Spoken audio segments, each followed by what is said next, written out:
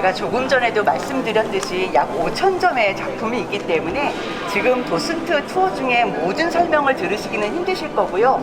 아마 제가 설명하고 있는 도중에 이 작품도 궁금한데 라고 물어보고 싶으신 것이 있는데 제가 그때는 질문에 대답을 해드릴 수가 없습니다. 왜냐하면 이 정해진 시간 안에 소화를 해야 되기 때문에 그때 팁을 하나 말씀드리자면 그 작품을 사진을 찍으시고 핸드폰 다 갖고 계시죠? 휴대폰으로 사진을 찍고 갤러리 이름을 찍으셔가지고 나중에 투어 후에 와서 문의를 하시면 좀 더 갤러리 관계자분이 또 심도 깊게 상담을 해드릴 겁니다. 네, 첫 번째 핑크 갤러리의 작품인데요. 핑크 갤러리 이 작품은 잠시만요.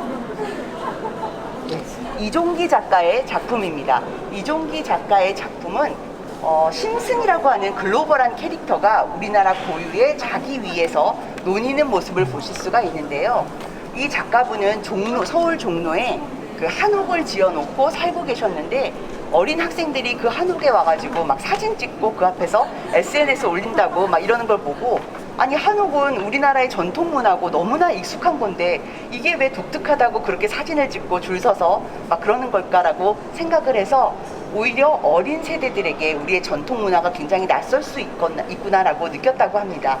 그리고 그 당시 10년 전쯤에 심슨이라는 애니메이션을 TV에서 보게 되셨는데요. 심슨과 이 도자기를 결합을 해서 어린 세대나 혹은 외국인들에게 좀 더 친근하게 우리 문화를 알려주고자 이런 작품을 시작을 하게 되셨습니다. 하지만 이 작품을 보면 단지 이 도자기 안에만 심슨이 들어가 있는 것이 아니라 이 머리 부분은 도자기 바깥으로 튀어나와 있습니다. 그러니까 그림 속에 또 다른 그림이라고 생각하시면 됩니다.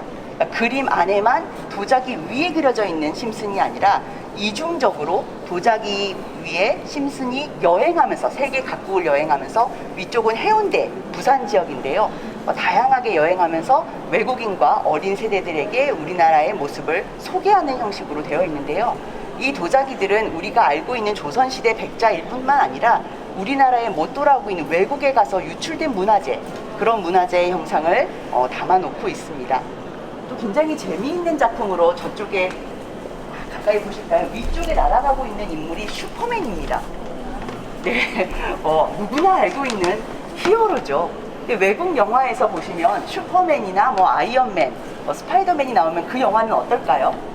평화롭지가 않고 뭔가 도시가 부서지고 무슨 사건 사고가 일어나고 이러는데요.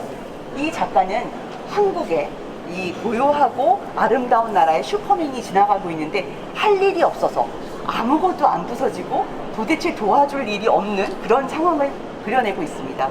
외국의 슈퍼히어로가 이 동양적인 포근한 정서를 못 이기고 할 일 없이 지나간다는 거에서 굉장히 작가만의 유머러스한 작품을 만나보실 수가 있습니다. 그럼 다음 갤러리로 이동하시겠습니다. 탄산 작가의 작품을 만나보실 수가 있는데요. 저기 작가님이 계십니다. 보통은 갤러리에 작가님을 만나기 뵙기가 굉장히 어려운데 오늘 굉장히 운이 좋으시네요. 탄산 작가님은 요즘 신세대, MZ세대라고 하죠. 신세대 작가답게 본인의 SNS를 통해서 많은 관람객들과 소통을 하고 계시는데요.